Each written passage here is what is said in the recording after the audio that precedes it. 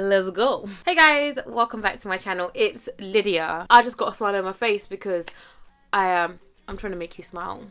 Really, I am. I'm just trying to really stay focused in this time. Honestly, my thoughts, my prayers go out to every single one of you, your families, your friends, even your arch nemesis. Because really and truly, like, this is a really scary time. If I'm to be serious for a second, let's try serious, Lydia. I have been really wonkshious. Wow, wonkshious. I have been anxious and worried. I have been wonkshious. I've been really wonkshious over the whole COVID-19 situation. It's really scary. I feel helpless. Obviously, there's things that you can do to try and prevent being infected, but it's a very, very scary situation that we found ourselves in, and it's literally like a history in the making in the worst possible way ever. However, we still move. Despite everything, let's just try and keep a positive attitude as much as we can. I know it's not easy for everyone because some people have been affected really badly by this, and my thoughts and prayers go out to you. Here to do a get ready with me. I haven't done these in years. As you can tell, literally it's even changed just from the fact that I'm sitting here makeupless, wigless, all of it. Like this is just Lydia 5.0 at this point. 5.0, and I love her. I asked you guys to ask me questions on IG and you so kindly did, and so we're gonna sit and just go through some of those as I do my makeup. Listen, first of all, I was looking at my makeup and I was thinking, what in the COVID-19 is this? Eyebrow pencil, I'm gonna have that. Foundation is running out. It's just a mess. So we're just gonna try and make it work because really and truly, I'm not going nowhere. That's far more aesthetically pleasing. A little bit, you know, a bit more brighter. Let's do that. First of all, hairline, what do you call them, please? Natural hair gurus, natural hair Nazis, natural hair brigade, keyboard warriors. Rest. Today you should find rest. My hairline is shit, I know. Trust me, I've had it for 27 years. However, oh yeah, there is no however, that's just it. It's crap, but I'm working. Am I even working on it? I can't. There's no hair follicles there to work on. This is gonna be a long video. As I am double butter cream, rich daily moisturizer, and it's got a whole host of stuff that's good for your hair. Cocoa butter, shea butter, castor oil, jojoba oil, and then I use vitamin E oil, and this is 70,000 IU. Wow. For topical use. Yeah, my hair, it's definitely a work in progress, but she's looking so cute. She's growing and she's looking so much healthier, you know? So much healthier, not dry. I used to have the driest hair, guys. The driest. Growth. I am going to just list all of the products in the description box. I'm not going to talk about what they are because it will just take too much time and I'm definitely going to forget. Will you be traveling later on this year? Abso-fucking-lutely, mate. Absolutely. The minute travel bans are lifted, me gone. I'm so gone. As standard, I normally use a NARS Brow Perfector for my brows, but as you can see, the amount of product remaining is as slim as the chances of me letting my ex come back into my life. Like, it is incredibly finished. It's not gonna happen. Corona. This is the worst get ready with me you are going to watch this year. This is why I vlog, because I can't do this. I'm stressed. And you guys know I don't like stress. My first trip outside of COVID-19 is hopefully going to be somewhere in Africa, somewhere hot. I really want to do like an African tour. So starting with obviously the best of them all, Kenya. That's where I'm from. I'm Kenyan. People always ask where I'm from because, you know, I'm very fluid with my nationalities, if I should say so myself. I want to go to Kenya, I want to go to Zanzibar, I want to go to South Africa. I've got like I even want to go to Madagascar, you know, why not Madagascar? So yeah, I've got a bunch of places that I've got in my mind that I'd love to get to, obviously post COVID-19, God willingly.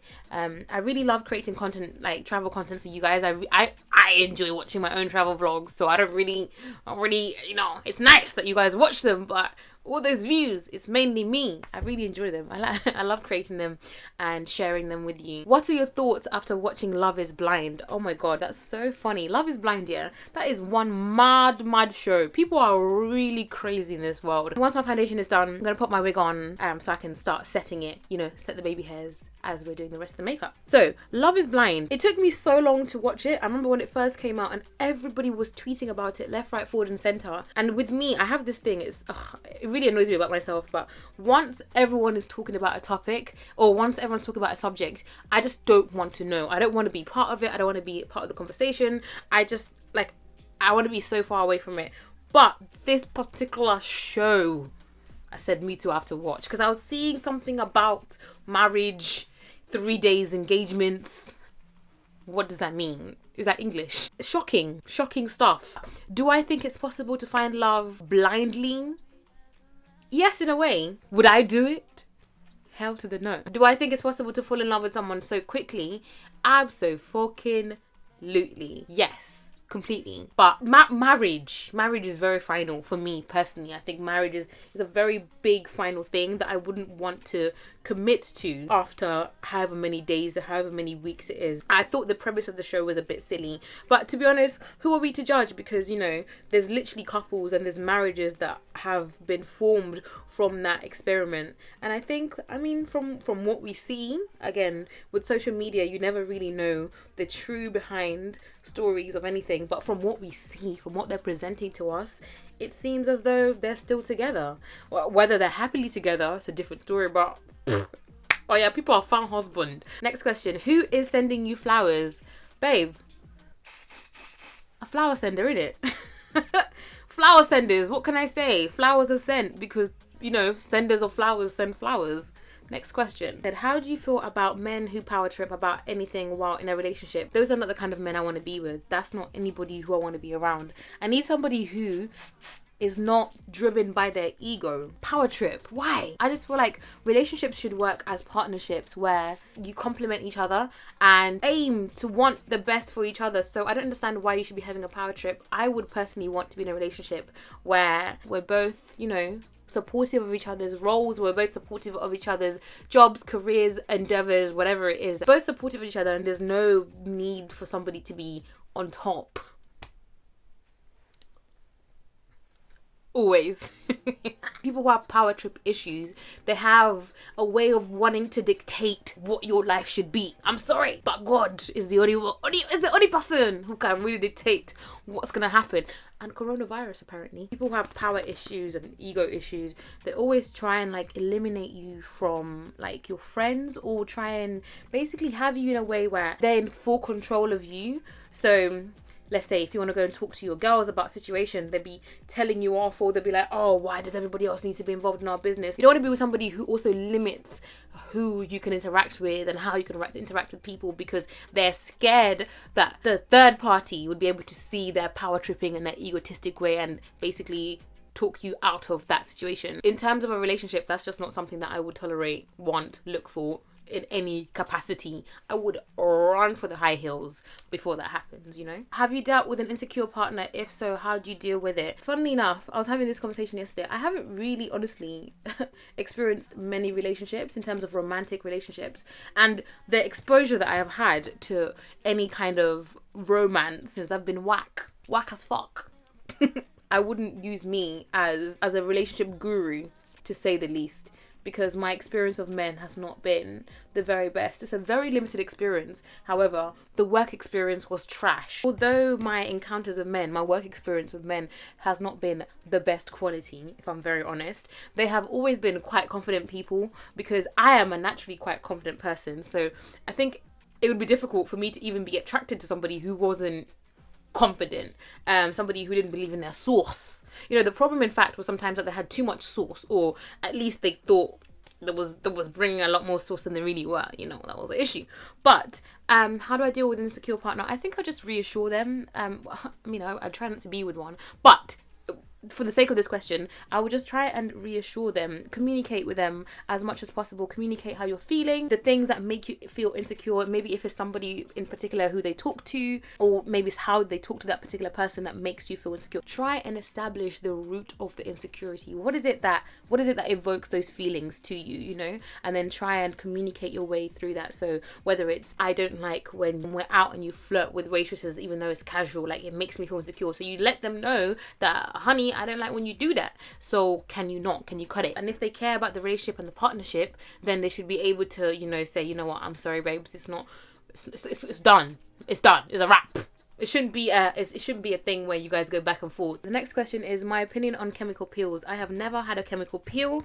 The closest reference I have to chemical peels was this one video that I saw at the time going around YouTube, and it just grossed me out. Like, grossed me out. This girl had like, it was like a close-up of her face, and her face was peeling. And I think I tried to watch the video, but I am super like, ugh, I get gored out. And I hate horrors. I hate horror films. So I hate gore, blood, horror. So I couldn't even watch it. On the topic of skin, somebody else asked how I keep my skin so clear. And let me just be 100 with you. For the most of last year, my skin was so clear because I wasn't in this blood clot country. That's the truth. That's the tea. I wasn't in this England. I wasn't in this cold.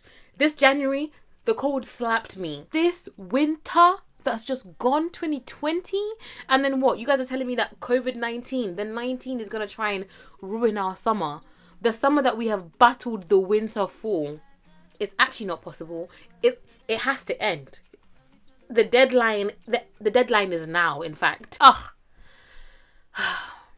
Do you believe in following your heart career-wise or getting any job to be safe and stable? That is a fantastic question, to which I have like a varied response. Guys, the ghetto that I'm experiencing, my concealer is running out too.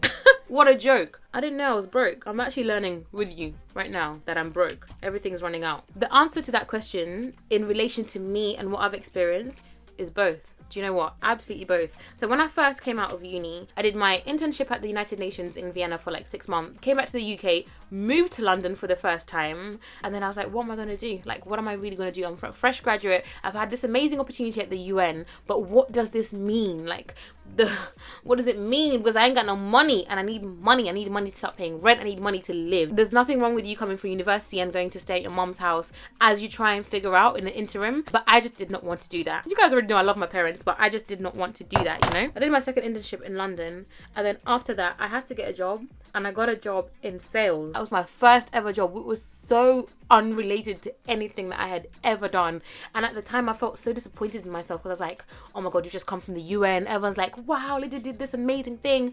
And then now you're working in sales. And there's nothing wrong with working in sales, but it just wasn't the career path that I had ever seen myself ever being in any fiction at all. Got my first job in sales, and it was selling financial letters to financial advisors and accountants. And it was the least me job you could ever think of, the least, but there was bills to be paid. So your question is stability. It was stable. It was my first job. It was experience working in an office. It was experience working with people. It was experience even down to like managing my money. I used to get paid like 1,000, I think about 1,100, 1,200, something along those lines. I had to learn how to manage my money in terms of paying rent, paying bills, food, all of that. I've only ever had 3 professional jobs. The first being the one in sales, the second being my last job, and the third being what I do right now. This is my passion, creating content for you guys. This is my passion, and I was fortunate enough, honestly. It's a little bit of fortune, a little bit of hard work, a lot of hard work. It's a little bit of fortune, a lot of hard work, and a good mix of like support from my parents to be able to even make such a big jump, you know? Guys, I'm doing really badly at the whole get ready with me part of the video.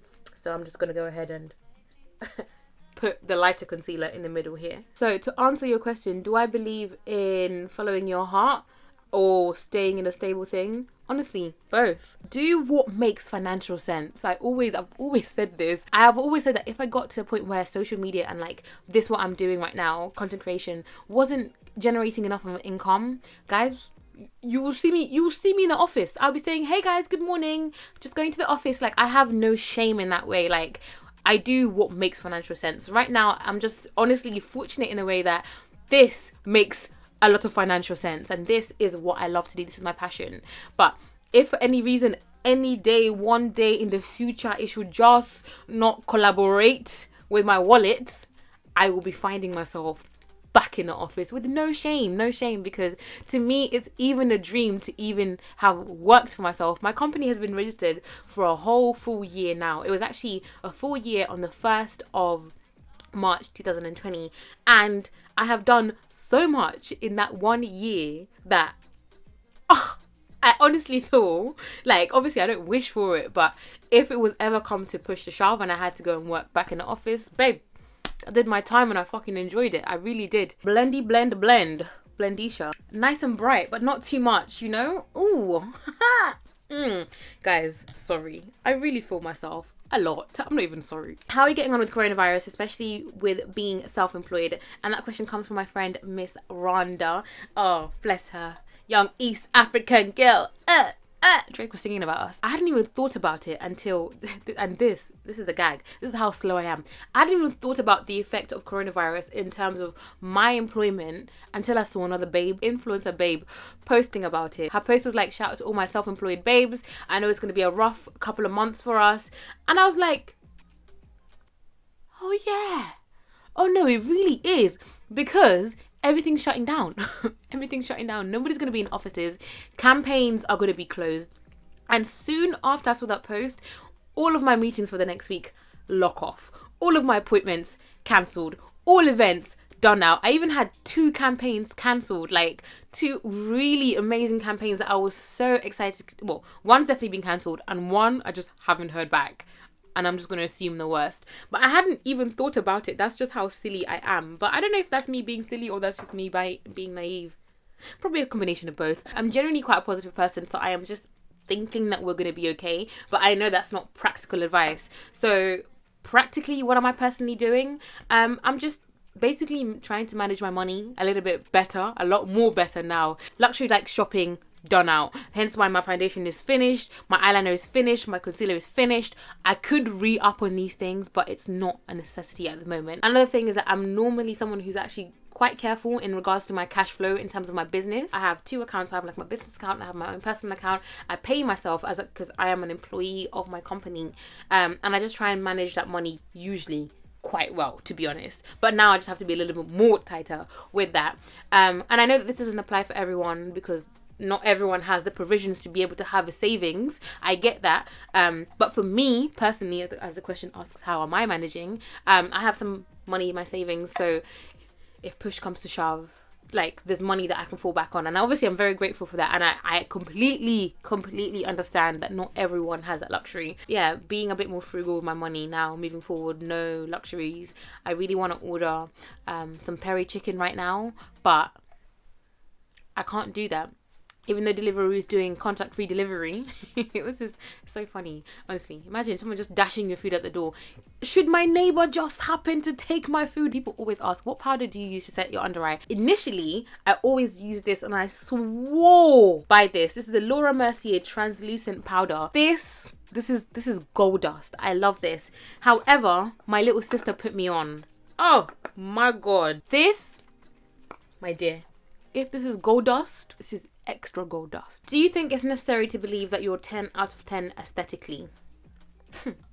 Absolutely, babe. Even if you're not 10 out of 10, you have to believe it. You have to believe in your sauce. You have to believe in what you're cooking. You have to believe in yourself. There's things that I don't like about myself. People always ask me about my confidence because I guess I come across very confident. It's not that I just come across, it's because I am actually very confident in myself. It's not to say that there's things that I don't like about myself. It's not to say that I'm perfect. In fact, I'm very far from perfect and I'm very, very harsh on myself. Yeah, by the way, when you're baking, don't bake like this. Bake neatly. This is trash baking. I don't want to hear anything about my technique of my makeup because it's on my face and I like it a lot. Okay, so this is what my face looks like once I have put on my setting powder. Next, I'm going to do mascara, eyelashes, and then come and chat a little bit more about confidence, how I feel myself, and how I'm able to maintain my confidence, because people always compliment me on that and it's something that takes time. It's not something that's gonna come overnight. It will take time, but once you get there, it's a wonderful place. Can't tell me about myself because, babe, I'm the shit. I really am. And you have to say it with the sweetness as well. You have to be like, I'm amazing. And they'll be like, yeah, sell them the dream. Anyway, let me, that meme of Mr. Crab. Let me find my mascara, put my lashes. It's been some time. We've been chatting for ages. We have. I'm never going to do a get ready with me again, ever. I failed. Sorry guys, I have. So I have popped on my eyelashes. These are the Poundland eyelashes. I mentioned them in probably 2 or 3 vlogs beforehand. Go and check them out. Okay, so first of all, aesthetically it's just a small part. It's a small part.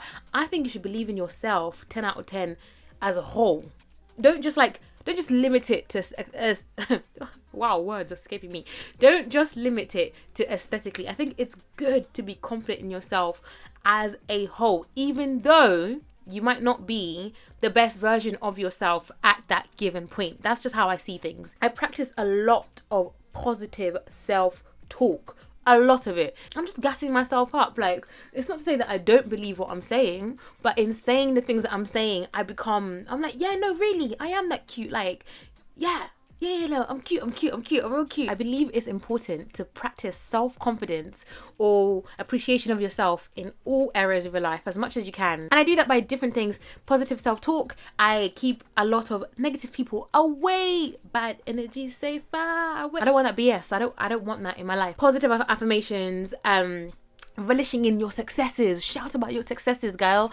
And don't fear failure. Like, sometimes, honestly, I am the first to admit when I don't have a clue what's going on. I'm the first to admit when I'm wrong. It's not to say that it's good to be a failure. No, but it's okay. Like, it's normal. Don't compare yourself. That's another one. Don't compare yourself. It's normal to sometimes succeed. It's normal to sometimes things that you do don't exactly work out as you had intended, but you shouldn't let those things affect how you view yourself and how you love yourself. You know, I think self-confidence, it is key. It is sexy, it is attractive, not even just on a romantic thing, but even on a platonic thing. Like, all my girlfriends are bad bitches. All my peoples from Teddy, Bissy, Goy, they're all confident people. Like, they know themselves. You can't come and tell them about themselves because they know their flaws, they know their strengths and they know their weaknesses, and they just run with it either way. So yeah, do I think it's important for you to think that you are 10 out of 10 aesthetically?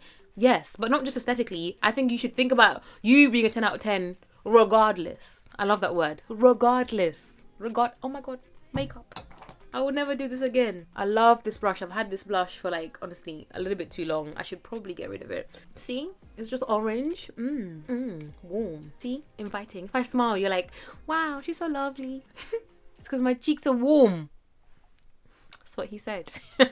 Next question. When are you and Teddy announcing that you've actually been dating? So this is the thing. This is the thing. Let's talk about boundaries. I've come to realize that people are mad and they want you to be mad with them. Boundaries are really important in life. I feel like a teacher. You know when your dad's about to start telling you off and he tells you a life story? Listen well. Boundaries are important, genuinely speaking. I feel like when somebody has outlined something so many times, I have said it 1,000,001 times, I could just die in my grave if I have to say it again. That's not a thing. Don't even want to get into it. I feel like sometimes people just try and trigger others online, and you need to learn not to fall for it. But then sometimes I think, is it maybe just new subscribers who don't know that Teddy is genuinely just my friend?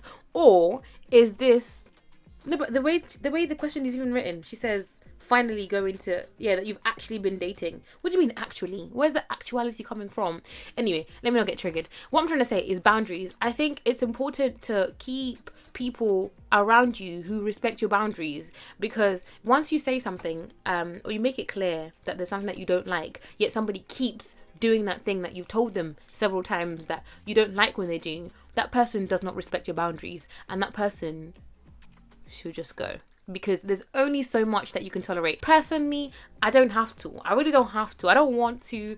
It's not by force. That's why I blocker. And I know it sounds extreme, but boundaries, you gotta respect them. So ways to set your boundaries. 1, know what it is that pisses you off. What is it, the things that you don't want? These are the things that you don't tolerate, things that jar you. What are the boundaries? Be clear in yourself what the things are that you don't want to tolerate. Number 2, vocalize them. Let the person know that when you do this, I don't like it because it makes me feel like this. So acknowledge your feelings about said thing, be open and communicate those boundaries to the other person. Another thing, making self-care a priority. The fact that you want to make sure that you look after yourself should be a reason for you to want others to respond and respect your boundaries. So if you make self-care a priority, you make sure that people who then cross your boundaries are like a no-no. Hence, blocker. Ooh, look at the look. Let me give you old school Lydia. Oh my god, I used to make makeup videos. LOL. Banter. Imagine when there's people like Uche in this world. This is my everyday face. This is literally the one makeup look that I know. It's no different. If I wanted to be extra, I swear I would just put like a little bit of blush on my eyes. Yes, you heard correctly. Blush on my eyes. All the cut creases, all... I don't have time for that. One last question. What's the hardest thing about working for yourself? I get so excited about this part because I'm not very good at baby hairs. So I genuinely surprise myself every single time. I surpass my own expectations. Woof. Look at that. I don't have a clue what I'm doing. I haven't got a clue. What's the hardest thing about working for yourself? I would say it's discipline. Because, you know, when you work for yourself, you really don't have to do anything. You actually don't have to do anything at all, because there's nobody chasing you for nothing. Jesus, it's just the will that you have inside, the determination that you have inside, the drive, the vigor that you have inside of yourself that makes you get out of that bed to do some work, because nobody else is going to make you do it. So it's the best part, but yet it's also one of like, yeah, it's honestly one of the hardest things, because I ain't gonna do shit if I don't want to do anything. I could just lie in bed the whole day. But do you know what stops me from doing that? Bills, rent. Another thing that's transpiring because of the COVID-19 situation that we're all in at the moment is how difficult it actually is to work by yourself, like in isolation. Being on social media, the job itself, the job title is social, like it has social in it, but it's actually such an antisocial job. I spend a lot of my time alone. I had a FaceTime call with Bissy earlier on, and she was like, I don't know how you do this thing. I don't know how you do this thing of staying at home by yourself the whole day. How? And I'm like, you just get, you know what? It's important to have a routine. That's what I advised her. I said, get a routine. Like, make sure that you get up, get out of bed, go and brush your teeth, wash your face, have some breakfast, and then open your emails. And make sure that you have a time that you want to get up, because this one of going to bed at 3 a.m. in the morning just because you don't have to go physically to work, it's just you that you're doing. You're doing yourself. You're doing yourself. Oh my god, guys, there we go. This is my go-to every day, not even just every day, night, day, party, funeral, anything, whatever. This is the look that I will serve. I know you guys are going to ask about the wig. Guys, please, I promise, I know I've been saying this since December last year, but I'm honestly working on it. It's more of like a logistics and like a profit margin thing as well. You know, if it's a business, it needs to make business sense. As I always say, I am somebody who's not shy to talk about money, and I'm not shy to make sure that any venture that I do actually makes sense, because otherwise, babes, I'm not running a charity. I hope you guys have enjoyed this Get Ready With Me. It's so ironic because I got nowhere to go. We're on lockdown, baby. Hello, hi. Sorry, it's me again. I forgot to highlight my cheeks. Oh. This is NARS. What is this? NARS Maldives. That's where I should really be right now. Wow.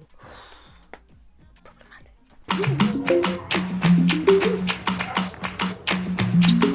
Coffee at the right time, baby. Oh, I was at the end. I was at the end. Make me feel like that. This life we're living. Let me feel alive. Oh yeah. Tell me I'm a sign.